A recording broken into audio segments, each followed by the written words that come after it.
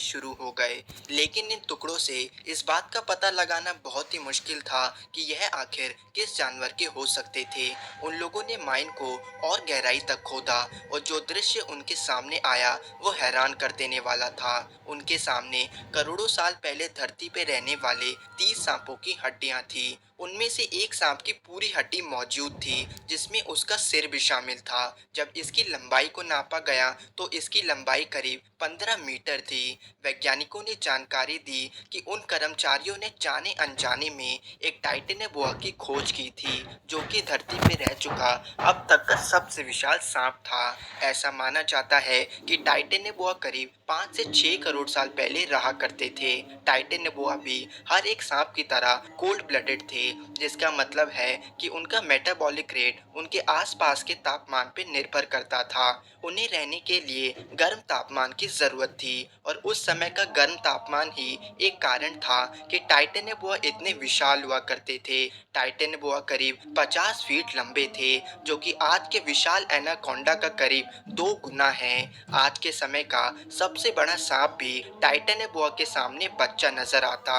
इतना ही नहीं, इनका वजन 1 टन से भी ज्यादा था। टाइटेनेबुआ की चौड़ाई करीब 3 मीटर थी, यानी कि अगर वे चाहे तो इंसान को तो छोड़िए बल्कि एक हिप्पोपोटामस के बच्चे तक को आसानी से निकल सकता था।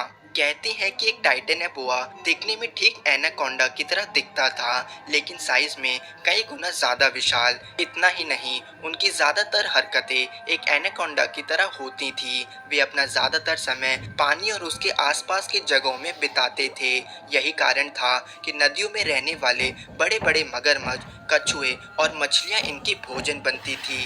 जी हाँ दोस्तों, यह दानव उस समय के मगरमच्छों तक को निगल जाया करते थे। टाइटेनेबुआ में किसी तरह का जहर मौजूद नहीं था। वे अपने दानव जैसी शक्ति के चलते ही बड़े बड़े जानवरों को शिकार बनाया करते थे।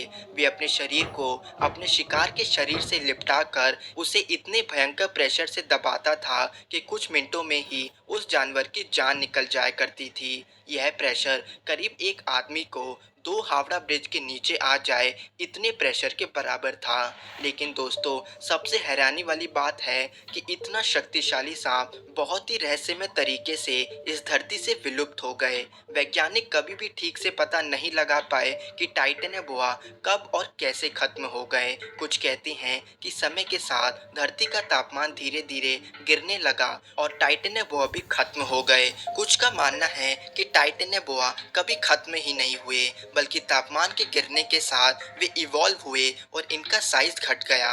हो सकता है कि आज के विशाल एनाकोंडा ही इवॉल्व्ड टाइटेनेबुआ हो। इससे एक डरावनी चीज हमारे सामने उभर के आती है। वैज्ञानिक मानते हैं कि क्योंकि ग्लोबल वार्मिंग के कारण धरती का तापमान फिर से बढ़ने लगा है, तो इस बात की भी संभावना है कि हमें फिर से एक टाइटेनेबुआ धरती पे देखने को मिले।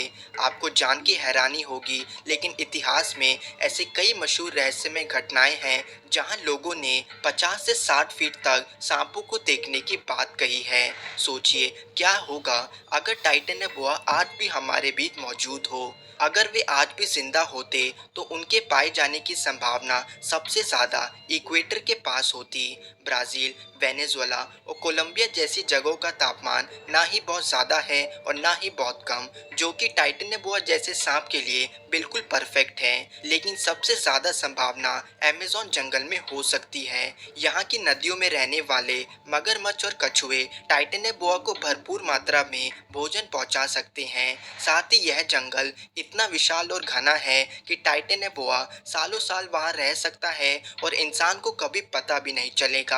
वे धरती पे रहने वाले कई प्रकार के जानवरों को भारी मात्रा में शिकार बना सकता था, जिससे हमारे फूड चेन को गंभीर रूप से चोट पहुंचती। हो सकता था कि मगरमच्छों की कई प्रजातियां हमेशा के लिए खत्म हो जाती। अगर इंसानों की टाइटेनेबुआ से भेंट हो जाती तो सबसे पहले शायद हम उसे जिंदा कैद करने का सोचते। हो सकता है कि इस दौरान कुछ इंसानों को अपनी जान गंवानी पड़ती, लेकिन आखिर में हम उसे पकड़ ही लेते। वैज्ञानिक टाइटेनेबुआ को गहराई से पढ़ते। हर एक सांप की तरह टाइटेनेबुआ भी अपने स्किन शेड किया करते थे। तो इंसान जरूर स्किन के महत्व को समझने की कोशिश करता। शायद स्किन की मदद से हम गंभीर बीमारियों की दवाइयां तैयार कर सकते थे।